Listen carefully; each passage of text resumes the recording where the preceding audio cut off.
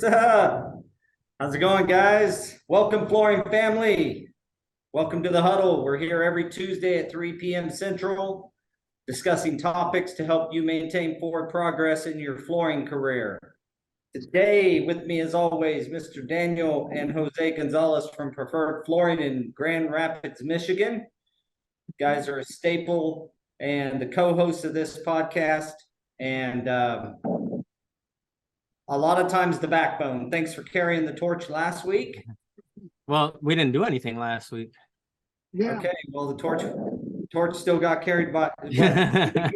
And I would say probably more like a thorn, not a staple. Still poke you. Still there.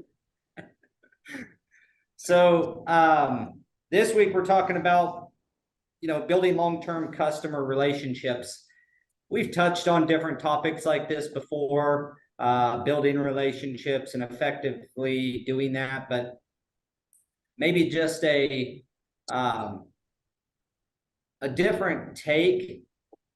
It's one thing to, build, just a business relationship, but a lot of times what I've found is the long-term, customer relationships typically turn into some type of a friendship outside the business. Even if it's not, you're going over to each other's houses, barbecuing every week. It's just like, it's just a little friendlier. It's about each other's kids and what sports and how they're doing. And once you get there, you got a friendship and a good business relationship. And so it seems to me like it has a lot to do with caring. I know we say that a lot, but caring about the other person and kind of caring about what they need. And then they, what I've experienced is then they kind of get interested in you or whatever. And you start doing work so often that it's almost impossible to not talk about your kids or your dogs or your cat or, you selling your house or whatever the deal you're doing. So it becomes a little more intimate. But thought I'd get your guys' take on such a big topic. We can go 50 different paths, but right. I think that just social media in general has played a huge role in it, right? Because not everyone needs to, you don't have to ask them. Sometimes you're like, hey, I seen this on Facebook. How did that, I get it all the time. How'd that tournament go? How'd your son do? Seeing you guys were on vacation. How was it? And it just makes things so much easier that, everyone is connected. So you're constantly seeing what people have going on and you're asking about it. That's a good point. It is, isn't it? Social media is like a little side window into somebody's life, right? It does help facilitate conversations. It does help actually find common ground, and similarities between lifestyles and families, and that's where a lot of conversation does come from. I am still a little bit old school. I do like the in person, right? Like I don't use social media in that manner to the fullest. I like to plug in little one-liners and jokes and just be nosy, but like in a funny way, nosy.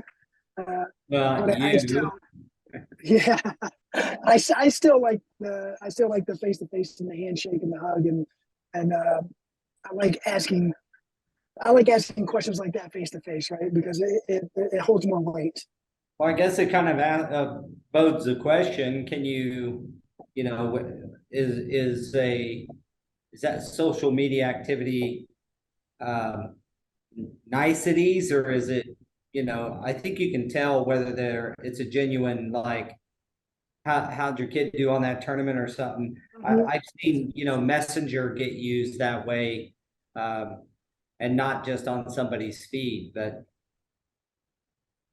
And I'm not even talking about just on the feed. I mean, like, sometimes we'll see people in person and then be like, hey, I remember I seen you were on vacation. How'd that go? And I just had someone in here the other day, and him and his wife, maybe it was just him.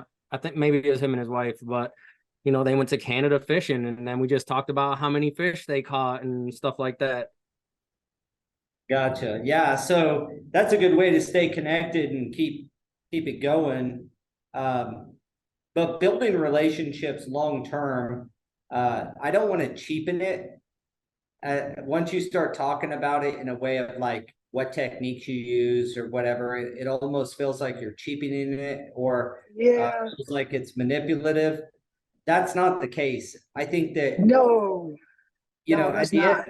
at the end of the day, I, I like doing business with people I like. So if I've done business with someone and I enjoyed it, I just naturally feel like I want to get to know them a little bit more. And I think it's, you know, it's the same the other direction. You know, they like working with me, I take care of them, and you just have these conversations that come up about personal life. But from a business perspective, it all comes down to execution, in my opinion. Like, it all starts there, because you can run a friendship with business and you can real quick if you're not careful. Right. So building those long-term relationships can be really valuable. But I've always also gotten this intense desire that, like, I don't want to let this person down, you know?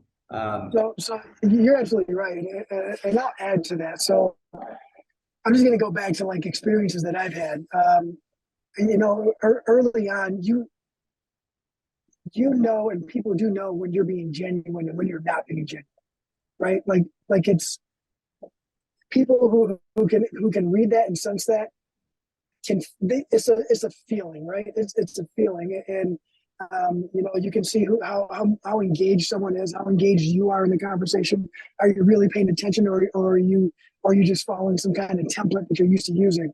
Um, if I said that I wasn't like that at one point in my life, I would 100% be lying, because when you get into any type of business, you try to find out who you are and your best approach. And the other way to do that is to engage in conversation, right? Whether it's genuine or not. It's just trying to find out what makes the other person tick. And after a while, you find your stride and you say, it's so much easier just to be myself, because it's either going to attract the people that I want or it's not. And you can feel that energy from the other people as well. They're Yeah. going to be themselves or they're not. And Yeah, I think being genuine, like you, is important, as you're saying. yeah, and don't get me wrong, man. I do have some jokes that come out probably around the wrong people at the wrong time, but is it really the wrong time, right? Like, I'm being genuine, and it does lead to other conversations, because sometimes it just comes out and people are just like, what did he just say? Hey, who are you? What are you No, doing? it's usually, I can't believe he just said that. Well, I mean, so I started it off this way because this is the easy way to talk about relationships, right? Building a long-term relationship, you automatically think friendship and kind of mixing a little bit of business with pleasure, from the standpoint of you may go out to dinner with a vendor or with a customer, or go golfing and actually enjoy each other's time. What about building relationships with people, business relationships with people you may not personally like? So That to me, that's to me that's an easy one. To be honest okay. with you, We got the answers, guys. Tune in.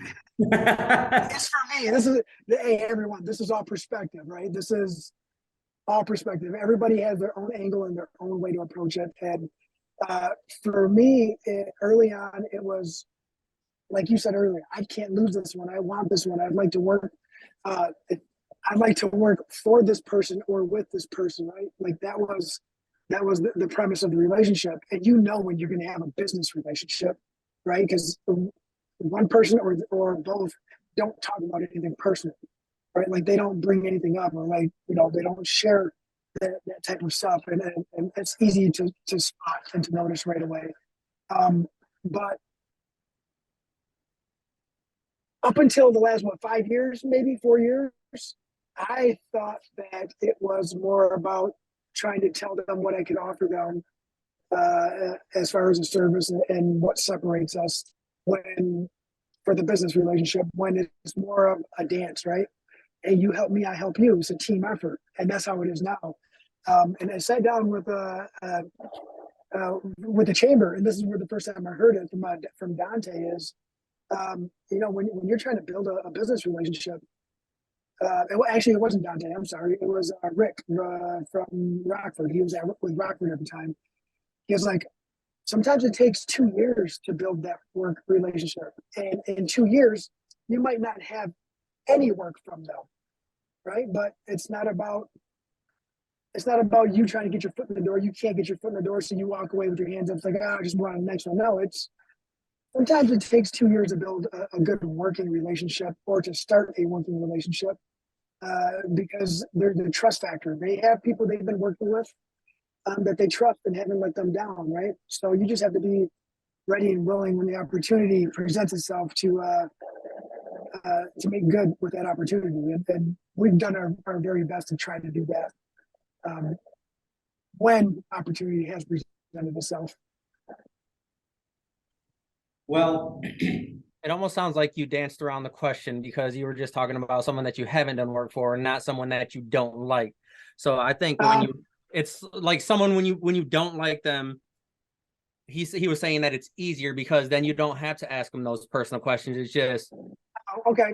There's been people that we've done work for that it's like they don't necessarily like us, we don't necessarily like them, but we know that they run a tight ship and so do we, and things just get done. So you don't have to even talk about anything. It's here's the work, go do it, pay me. yeah, that's a very monotone. Yeah, and those relationships, what I was getting at, are not built on niceties. They're built on trust, as you said, Jose. And how do you build trust from a business perspective is execution from both sides, honesty and execution. So it's hard for me, it's hard to build a relationship or want to be close business-wise with someone who doesn't do ethical business. But if we're all operating on that field, personally, I don't have to like you. You probably will never know it. But my goal is to give you the best experience as I can that's possible, and execute on a high level and give you a good quality project at the end of the day. Those relationships are sometimes more stable than the other when you form that friendship on the outside.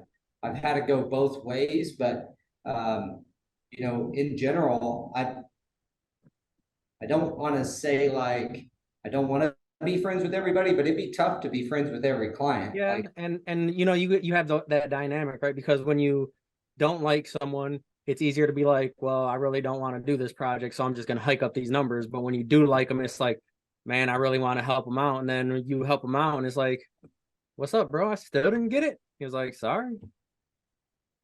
yeah. Well, you're those right about that dynamic. The good dynamics are when they like doing business with you so much that they don't necessarily bid you out all the time, only when they have to. And I'm talking about like a general contractor, but even an end user, we've developed a really good relationship with a pharmaceutical company where we're not friends on the outside. And sometimes it's a very pointed conversation between our companies, but they always have the need. They call us. We schedule the crews, we show up, we execute and get the job done. And then it's off to the next year's shutdown before we hear from them again. But sure enough, every year it's a call. It's shutdown time. We need, 5 guys for 3 days, and we need these 2 rooms with new sheet vinyl or whatever. So half the time I don't ever see them, but that's a good business relationship, and building that is built on execution, doing what you say you'll do, and then good quality, product. Yeah, we have, people like that too, where it's like, it's a huge building, but it only gets done in sections at a time. So as soon as that next one is ready, it could be 2 years from now. We know that the phone's going to be ringing and we don't get too personal with them, but it's a great business relationship. They love us and we love working with them because both they're going to keep on calling. And is Love is there any other dynamic that we could share outside of executing and being honest?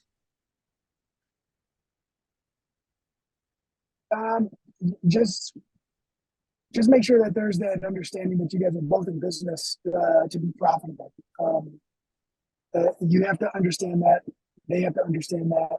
And I guess that still falls under the being honest thing too. So yeah, but that's a damn good point, to be honest with you. Since we're talking about honesty, I mean, that's a really good point. You want to, what a good key, to a relationship is mutual benefit. So that's a very good point. And we recently had one of our longtime business relationships end because just things were getting missed and they kept falling on my shoulders or Daniel's shoulders to take care of it. And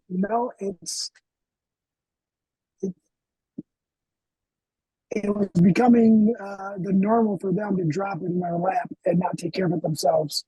And that was where and then when I finally said we have to talk, they didn't like to talk. And it was very apparent that blame was getting pushed one direction and accountability was not present.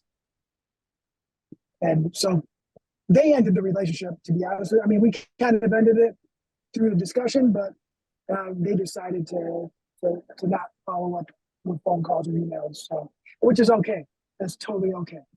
I get it. Yeah, I think that relationships out of convenience is different than a good, strong relationship. Yes, that's if you're there because, and we have to be careful with this. Speaking of relationships, moving away from customer and moving into working with your vendors or your subcontractors, you want to be cognizant of your crews, and when you're working with them, just like you said, Jose, you want them to make money and be profitable. You need that relationship to be profitable. That's how you attract the best subs. Now, the grass is not always green. Stuff does happen. Things are tough sometimes, but for the most part, if you care about them being profitable, they care about you being profitable, that's a good foundational piece. And then you add execution to the mix and some honesty, you got something good going. Those convenience relationships are when you got a guy that only one or two crews that can do a specialty floor, and you only give them those really tough jobs because they're the ones that can do it. You better toss them. I think we talked about this in a previous episode too. Like, you better toss some carpet tile every now and then. Yeah, we do carpet tile too, man. We do carpet tile too. Hey, gentlemen, I'm gonna have to take off, man. I'm being summoned right now. We are actually at baseball tryouts, so I apologize. Hey, man, well, good luck. All right, thanks, guys. I'm gonna turn it on. I'll see you guys on socials. All right. Okay, bro.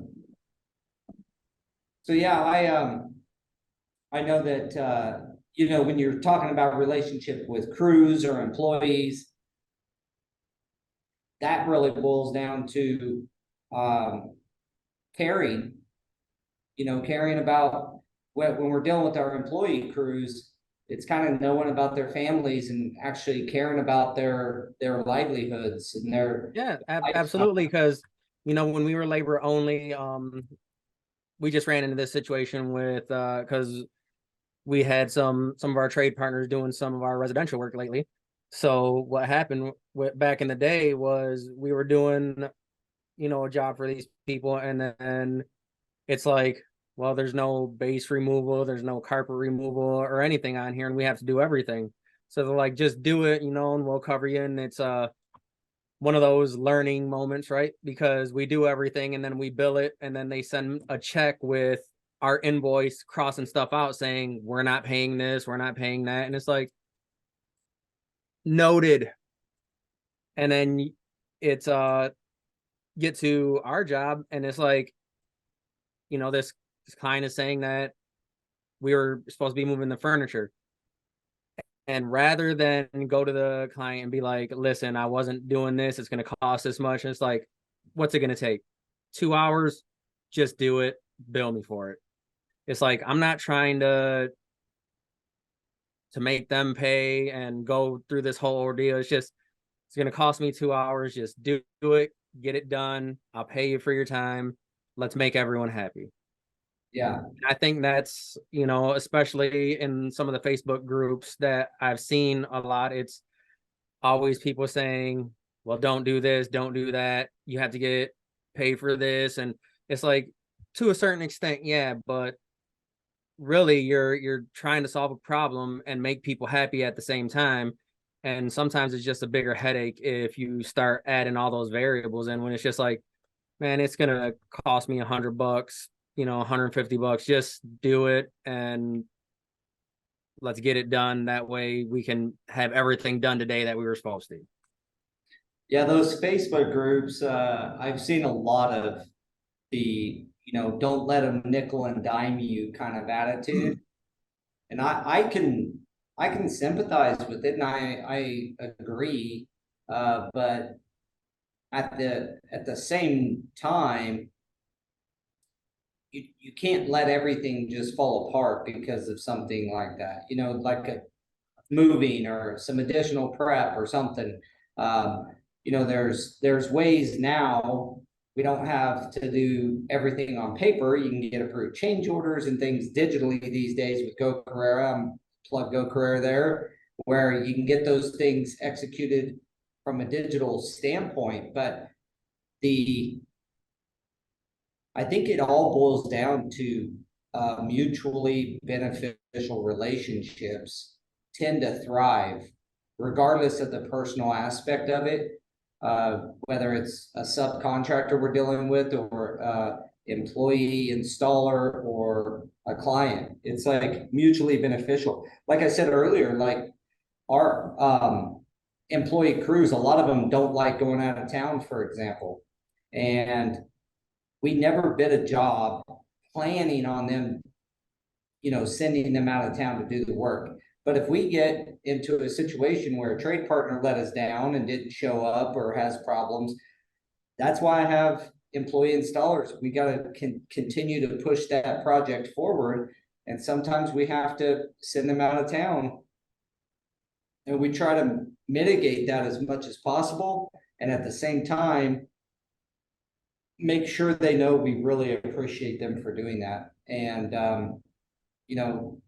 maybe bump up the per diem here and there as best as we can, where the project budget allows to show some appreciation. But relationships by their very nature are difficult. They take management, whether it's a business relationship or a personal one.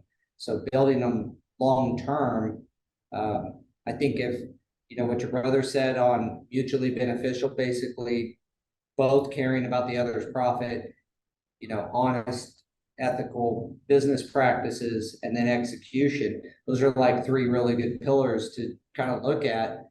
And how can you strengthen those 3 things?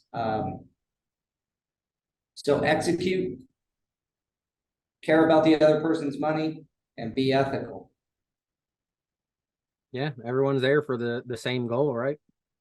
Gotta make everyone happy. Sometimes it's not possible, but it's the end goal every time. Yeah. Well, when it does work, it's magic and it's wonderful. But the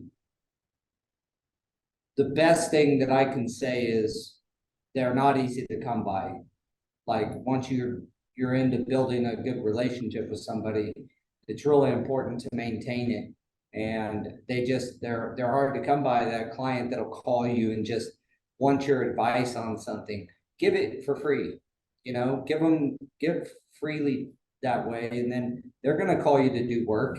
I get calls from architects very often about just, hey, what product should I put in this scenario? And we'll say, give them a few options, making sure they put the right type of product in a facility. And we do that freely. It's not like we're working, and we'll spend, quite a bit of time on research and sending them product data sheets and stuff like that, so that they not only know that that's what we recommend, but also have the backup for that. So, it's just about, I think, caring about the other person. I know that some of this is, pretty typical stuff, but I think it bodes reminding, like, that is the key to business, is building those strong long-term client relationships and having long-term employees. I just gave I think I gave our 6th 10-year anniversary plaque the week before last, right before I left for the Nice. show. Yeah, and I'll plug Simon Sinek, because we've talked about him a few times, because he says all the time there's all these books on, like how you can help yourself, but there's nothing about helping others. And sometimes you have to realize that in order to help yourself, sometimes you have to help others, because that's gonna come back to you eventually. And that's where, Jose was earlier talking about, sometimes you deal with people for 2 years and you don't see anything, and all it takes is that one time. And I think we've been with the chamber for like 2 or 3 years now, and seeing the same people over and over again. And that's how long it took to get in the door with some of these people, is 2 or 3 years. But then it wasn't just 2 or 3 years and here's a little, $2,000 project. We're talking about here's 2 or 3 years, and now we're doing plus with them. What was that last part? Can you hear me? You're back. Okay, my computer's doing some crazy stuff right now. I don't know what's wrong with it. So one of my screens just went out, but it's a project that we're doing 90,000 plus, and it took 2 or 3 years, but it's not a tiny project. So Well, it's worth it. yeah, it's an investment in other people at the end of the day. It's not just, and I think that's why you can't be phony with it. And if you don't like someone, don't try to force it. Just try to execute and be the best, at doing your job, or doing what you say. But you can't be phony and force it. You'll be miserable. So long term, it's best to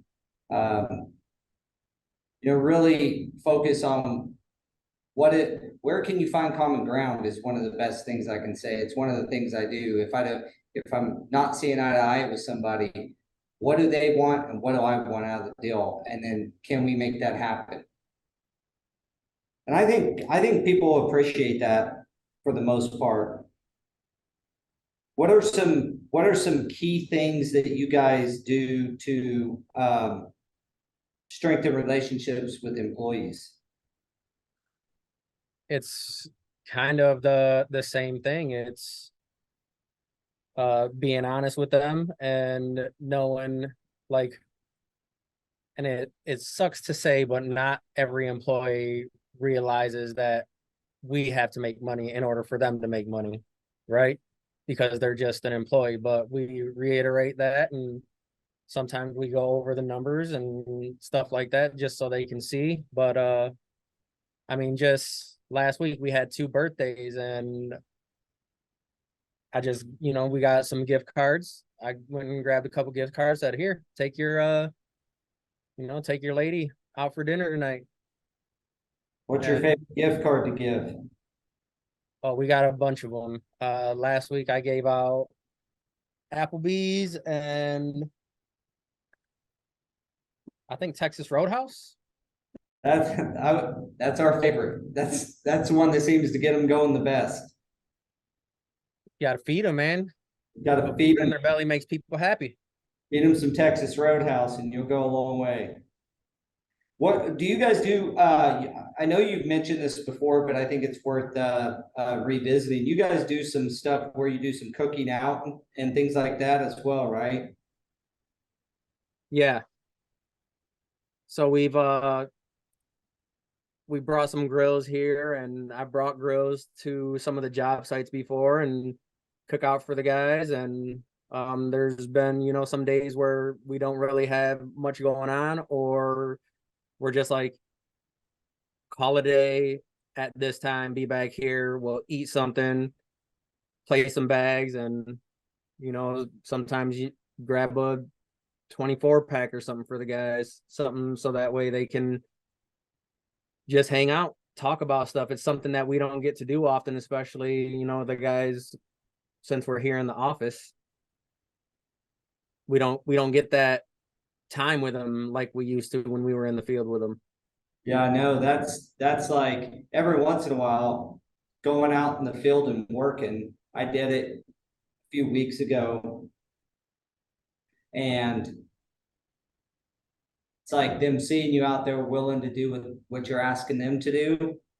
A lot of times that's proven to be beneficial. And I don't just do it for that. The fact is, I still kind of like getting down there and doing stuff. It's way easier than being in the office all day using your brain. And I'll tell you what, some days I yearn for the field, yearn just to get back out there and install, not have anything worrisome on my mind other than just doing a good quality job on whatever I'm installing, figuring out a little problem out there. But certainly it's less stressful in a lot of ways. Not to, say that, the installers don't have stress. I know that that's not true, but the cooking out and stuff is a way that we use to connect, kind of like you just said, connect the field and the office and kind of let them know we're there for them. We also have a habit of if you get injured or if you are sick, and not contagious sick, but just like not feeling well or whatever. We've had a guy that had knee surgery. Instead of sitting at home, we brought him into the office. We were like, come in and work, learn some, but also you'll have some empathy for some of your fellow office people, because I think the idea is that we just are sitting there, telling jokes and relaxing all day. And as you know, it's nothing could be further from the truth. But a lot of our crews learn that from coming in the office for a few days and checking it out and doing some work in there and working next to project managers and stuff and seeing that stress level of what people have to deal with in the office. And that's went pretty well too. Yeah, Eduardo asked if he can join in again, so I sent him a link. Yeah. See if it works.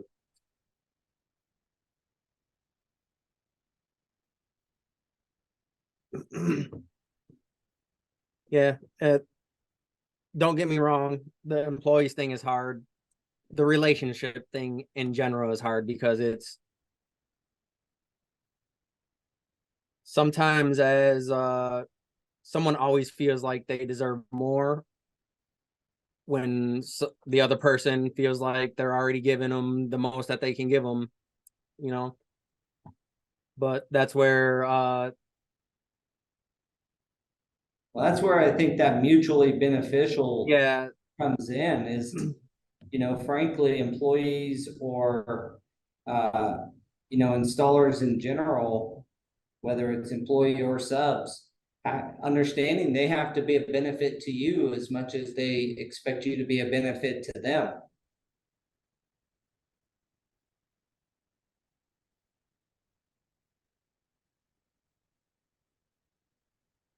Edward joining us.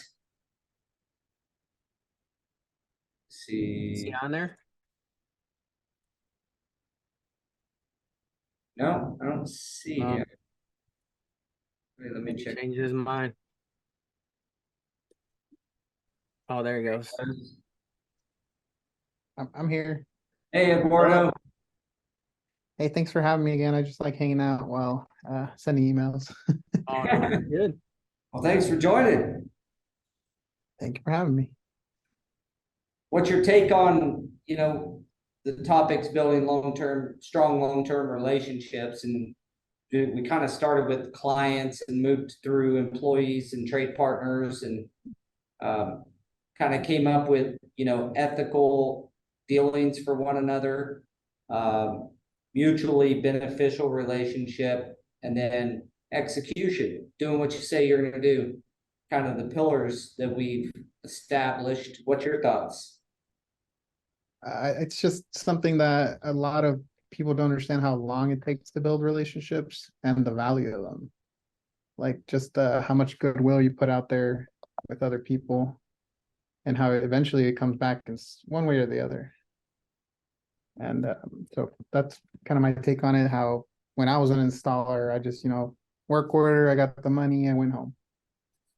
And it's just like 80% of the work sometimes is just getting everything together so the installer can put it in. So it just, now I'm on the other side, on the computer side, and it's mentally exhausting and stressful, and it takes just a mountain of time to get anything done. Yeah, and like you said, you gotta be able to know that anytime you're given something, you're not necessarily going to get anything back, right?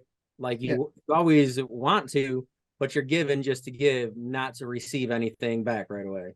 Yeah, it's not a convenience store interaction. You give them $1 and you get your Snicker bar. It takes more investment than that to build an honestly good relationship with someone. Yeah, and it's relationships all the way around, because when we were labor only, we would constantly have people like, hey, let me take you out over here. You guys been doing great work. Let's go over here. And then sometimes we'd be like, thanks, we'll go over there. And then, when we're there, we're like, you know what, we got this one. You've been giving us a lot of work. We appreciate you at the same time.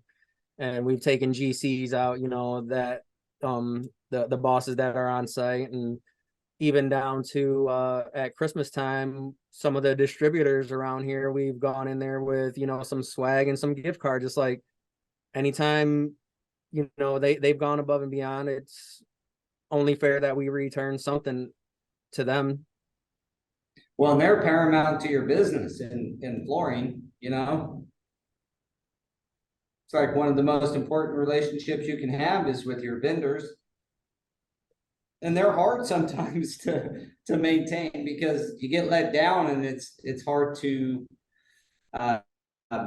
not separate and give grace when you probably would want grace in that same situation. So yeah, Kevin's on here. He says you're only as good as the job you did. This correlates with relationships as well. So we'll be looking for him to take us to some dinner at CFI convention then. yeah, boy. My favorite free food. Well, you going to CFI, Eduardo? No, I sold my soul to the salary man, and now I'm doing other stuff. Ah, So I don't get to go out where I want to anymore. gotcha. Oh, Kevin clarified. He says the last job you did, not as the job you did. Fair enough.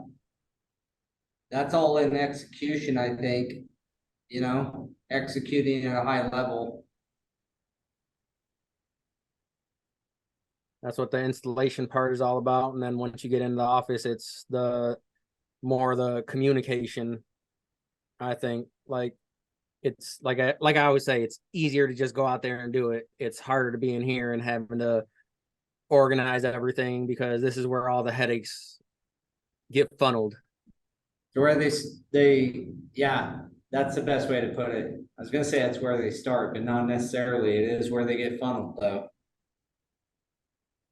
Well, we are about 20 minutes early here.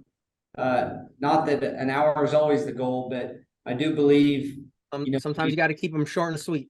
short and sweet. We've dove into this a little bit I mean, it's always gonna come up. And the best I can say is value your trade partners, whether that's your GC or your subs or your employees, people who you work with, value them. And do your very best to take some of the nuggets out of this podcast and just to again to kind of raise that phone to the top. It's about executing or doing what you say you're going to do, doing business and your dealings with other people in an ethical manner, and at the end of the day, having a mutually beneficial relationship. Of course, there's all kinds of stuff, like you said, communication and everything that plays into that, but communication is a piece of execution sometimes. Sometimes it's a piece of being mutually beneficial relationships.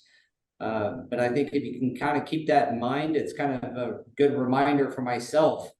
You know, sometimes these podcasts, I get on here and talk and I'm like, yeah, you could probably do better at that, Paul, you know? So I love doing these because it kind of reminds me how important it is to take care of people and help other people and do the best job you can and be ethical and honest. So Yeah, if you're not constantly telling yourself that you can do better at something, then something is wrong. amen. That's what it's all about, continuous improvement. With that, gentlemen, Eduardo, thanks for joining us for the short time here and your inputs. You got any? We like you better than my brother, so. Now, I mean, I do have some input on that. It's like when you start recording and listening to yourself, your speech improves like dramatically. Just listening to the and it's crazy how effective communication is for leadership and inspiring other people. So, you know, clear communication is crazy that everyone assumes everyone knows it, and we don't know it. And we don't know nothing. We don't know nothing. Yeah. So this is good training. If everyone just assumes that they don't know nothing, don't know anything, then maybe things will start getting better. Absolutely agree. Fair enough. All right, gentlemen. Well, thanks again. Have a good rest of your Tuesday afternoon. We'll see you next week. Until then, I think we start a new series. This one's going to be good. It's packed full of really tactical and applicable information if if you're even considering being a flooring contractor. And by that, I mean a material and labor provider of flooring, where you purchase and you work with distributors and you work with general contractors and you start getting all these headaches we keep on talking about. Yeah. So we're going to go through a lot of the details of that. I've counseled with a couple of people who've reached out over Facebook to me that got a contract on a commercial job and are scared to death because they have no idea what to do. So this is going to be a 101. If you want to be in commercial as a flooring contractor, tune in. In the meantime, if you like some of our ramblings and jokes when you know, Jose can pull one out, or you know, Daniel's I'm not very funny. No, but you sidearm your brother pretty well. So consider giving us a like and subscribe if you're watching this on YouTube, or comment, share it, help get the message out. We're just some guys here that have been through a lot in the flooring industry, and you know, sharing our experiences and our point of view. So anytime you want to join, just like Eduardo did, you're welcome to you know, reach out, let us know. We'll get you on the show.